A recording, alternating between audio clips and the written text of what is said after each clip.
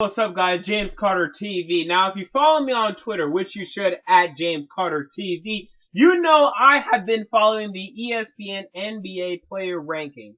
Now, the top 10 has yet to be revealed, but it's not even the top 10 that I'm mad about. Well, somewhat. But it is the other rankings. Kobe Bryant number 25, Carmelo number 15. And by the way, I'll post a link to this article if you haven't seen this ridiculousness.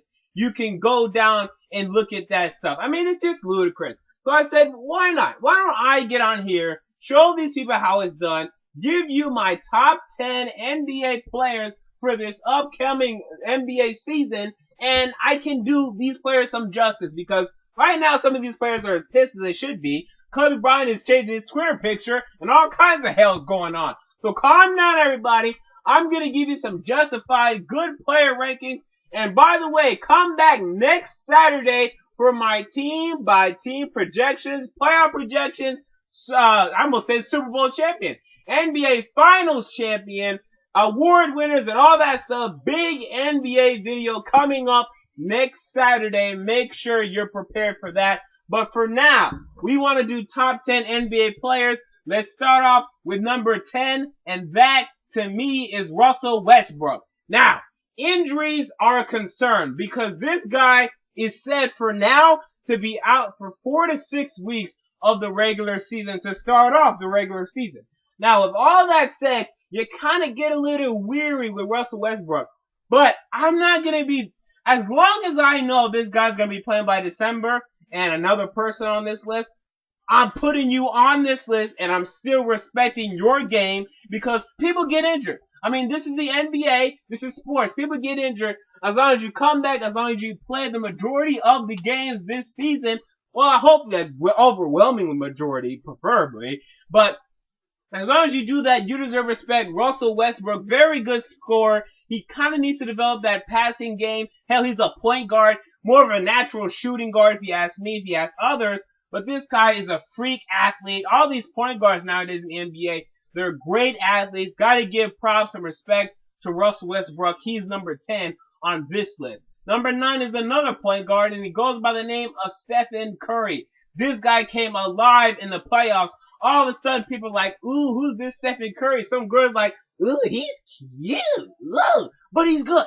He is good. Let's add on that aspect. Stephen Curry is very good. This guy was 3rd in the league, qualified 3-point percentage, led the league in 3-pointers made per game. I mean, this guy shoots the 3 and he makes the 3 consistently. Alright, I mean, that's it. There's your rhyme of the day. That's what Stephen Curry does, and he's so great at it. He's also a great passer, underrated passer. He needs to get better defensively, especially when it comes to playoff time. If he faces the Clippers or the Spurs, or hell, maybe the Grizzlies, he needs to get better for those moments. But for now, Stephen Curry deserves a lot of respect for me. He's a top 10 player going into this season. Number 8, James Harden. This guy came alive last season. And I didn't expect this. I mean, I did expect this. I would have drafted this guy in the first round of my fantasy basketball league.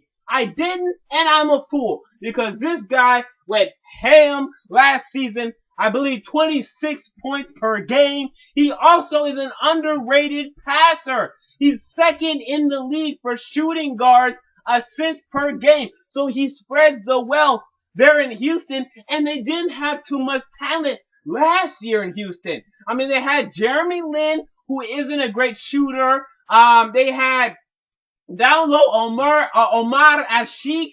I mean, okay center, average in the league. Chandler Parsons, he kind of did okay, and he still was able to get those assists up.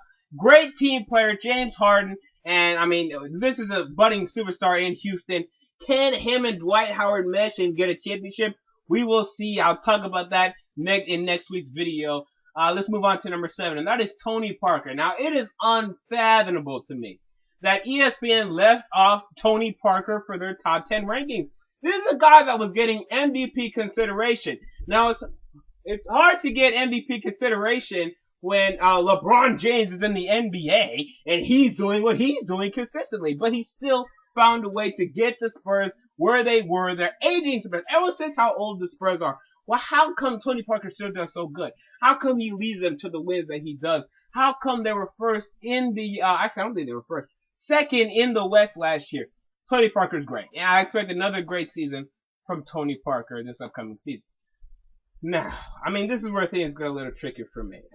And I'm going to go ahead, I'm going to say Kobe Bryant, number 6. Now, the Achilles tendon tear. That's a big deal. It's a big problem for Kobe Bryant this season. I mean, obviously.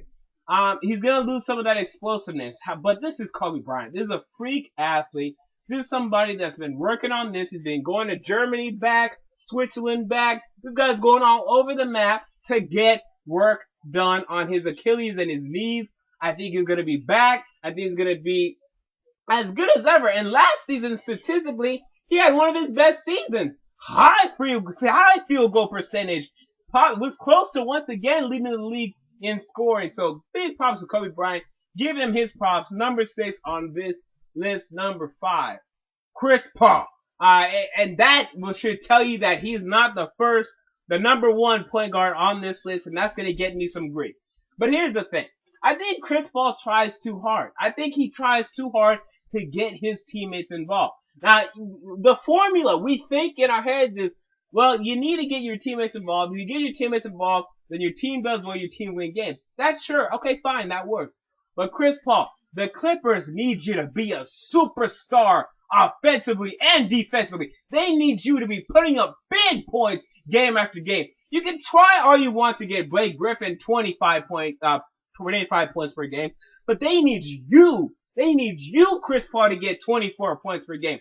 They don't need Blake Griffin. They need you. They got you. They paid you to get that sort of money. Help the Clippers. If Chris Paul would just get to that superstar-esque scorer, I'm telling you that would help the Clippers tremendously. He doesn't do that. He's not that big presence. In the clutch, he takes the ball, then he shoots the ball. Yeah, that's great. Do it throughout 48 minutes of the game, and then we can talk. Next game. Or next player. Wow, next game. I do picks too much. Derrick Rose. Finally. This guy's returning. I mean, finally. He's back.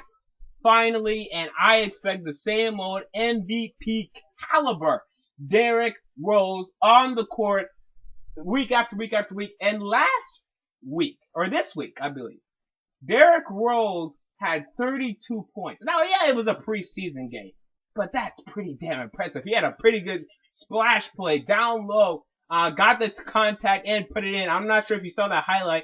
If you didn't, you need to go watch it, because this guy is back. He's athletic as ever. He looks as explosive as ever, and that means he's going to be back to MVP caliber Derrick Rose. My God, I cannot wait to see this. Next player, number 3, Carmelo Anthony. And this is unbelievable. I mean, look at the discrepancy between me and ESPN. ESPN had Carmelo Anthony number 15. I have Carmelo Anthony number 3. Why? This guy led the NBA in scoring last season on a pretty good field goal percentage. Now, he shoots a lot. I mean, he's basically Kobe Bryant in the East. But why is it that we're dissing Carmelo? I mean, in 2011 to 12 season, Carmelo did not do very good. This past season, though, Carmelo was hot as ever. This guy was the hottest I've seen from him since his Denver Nuggets days. This guy played great. I can't believe people are underrating the season Carmelo Anthony had last season. What's going on with you people?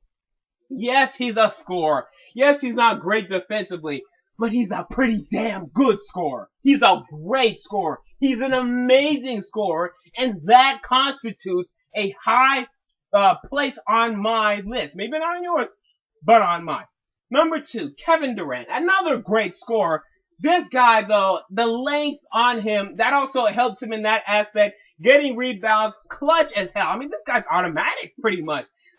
This is clutch time. And Kevin Durant taking a 3 to come back, you know it's going to go in. I mean, this guy is automatic. I don't understand it. It pisses me off because I'm a Lakers fan. But that's what it is. Kevin Durant is just great. He's great. No more needs to be said about great people.